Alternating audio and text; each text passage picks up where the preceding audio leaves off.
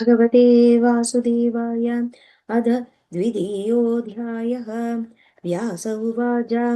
यत्त्वया च महाबाहो पृष्टोऽहं कुरु सत्तमा तान् प्रश्नान् नारद प्राह मया पृष्टो मुनीश्वरः। नारद उवाच व्यास किं ते ब्रवीम्यद्य पुरायं संशयो मम उत्पन्नो हृदयेत्यर्थं सन्देहासारपीडितः गत्वाहं पितरं स्थाने ब्रह्मणाम् इति तौजसम् अप्यक्षं यत्त्वया पृष्टं व्यासाद्य प्रश्नमुत्तमं पिदः कुतः समुत्पन्नं ब्रह्माण्डम् अखिलं विभो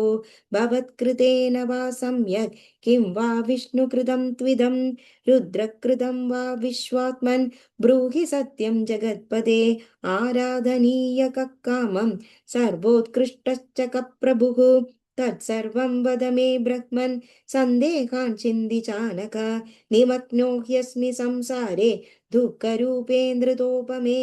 सन्देहान्दोलितं चेदो न प्रशाम्यति कुत्रचित् न तीर्थेषु न देवेषु साधनेष्वितरेषु च अविज्ञाय परं तत्त्वं कुतः शान्तिः परन्तप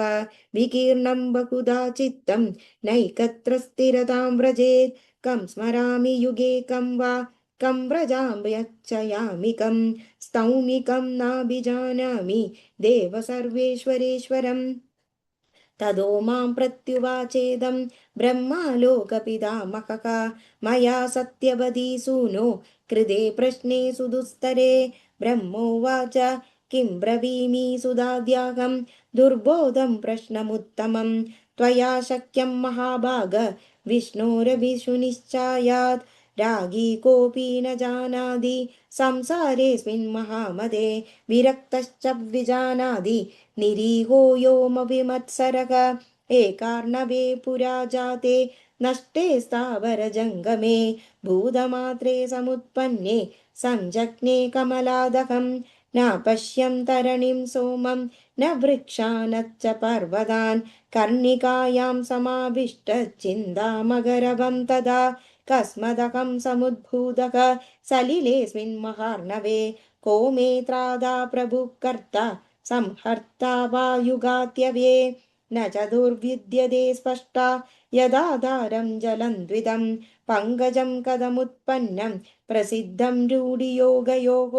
पश्याम्यद्यास्य पङ्गं तं मूलं वै पङ्कजस्य च भविष्यदीदरा तत्र मूलं नास्त्यत्र संशयः उत्तरन् सलिले तत्र यावद्वर्षसहस्रगम् अन्वेषमाणो धरणीं नावापातां यदा तदा तापस्तपेदि चाकाशे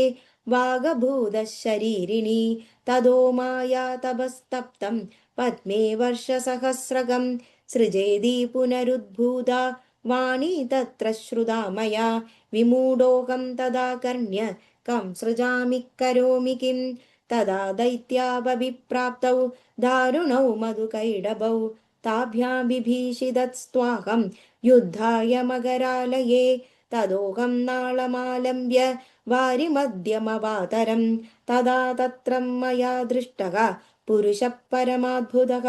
मेघश्यामशरीरस्तु पीतवासा चतुर्भुजः शेषयाशायी जगन्नाथो वनमाला विभूषितः शङ्खचक्रगदा पत्न्या यदायुधः सुविराजितः तमद्राक्षं महाविष्णुं शेषपर्यङ्गशायिनं योगनिद्रासमाक्रान्त विस्पन्दिनमच्युतं शयानं तं समालोक्य भोगिभोगोपरिस्थितं चिन्ता ममाद्भुता जाता किं करोमीति नारद मया स्मृता तदा देवी स्तुता निद्रास्वरूपिणी देहा निर्गत्य सा देवी गगने संस्थिता शिवा अवतर्क्य शरीरा सा दिव्याभरणमण्डिता विष्णोर्देहं विहायाशु विरराजनभस्थिता उदद्दिष्टदमेयात्मा तया मुक्तो जनार्दनः पञ्चवर्षसहस्राणि कृतवान् युद्धमुत्तमं तदा विलोकितौ दैत्यौ हरिणा विनिपातितौ उत्सङ्गं विमलं कृत्वा तत्रैव निहतौ च तौ रुद्रस्तत्रैव सम्प्राप्तौ यत्रावां संस्थिता बुभौ त्रिभिः संवीक्षितास्माभिः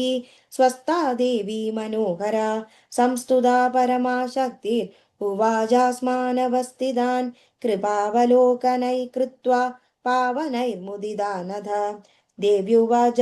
काजेशा स्वानि कार्याणि कुरुध्वं समतन्त्रिताकां सृष्टिस्थितिविशिष्टानि हदावेतौ महासुरौ कृत्वा स्वानि निकेतानि वसध्वं विगतज्वराका प्रजा च दुर्विधा सर्वाः सृजध्वं स विभूतिभिः ब्रह्मोवाच तच्छ्रुत्वा वचनं तस्याः पेशलं सुगदं मृदु अभ्रुमत्तामशक्ता स्म कथं कुर्मस्त्विमा प्रजाः न मही विदधामादाः सर्वत्र विदधं जलं न भूतानि गुणाश्चापि तन्मात्रीणीन्द्रियाणि च तदा कर्ण्यवचोऽस्माकं शिवा जादास्मिदानना झटित्येवागतं तत्र विमानं गगनाचुभं सोवाचास्मिन् सुराकामं विशद्वं गतसाध्वसाका विमाने ब्रह्मविष्णीशा दर्शयाम्यद्य चाद्भुतं तन्निशम्य भजस्तस्य ओमित्युक्त्वा पुनर्वयं समारुह्योपविष्टा स्मो विमाने रत्नमण्डिते मुक्ताधामसु संवीते किङ्गिणीज्वालशब्दिते सुरसत्मनिभेरम्य तयस्तत्राविशङ्किताः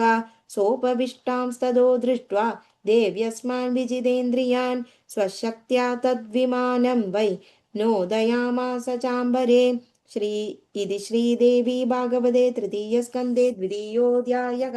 सर्वत्र गोविन्दनामसङ्कीर्तनं गोविन्द गोविन्द थैंक यू।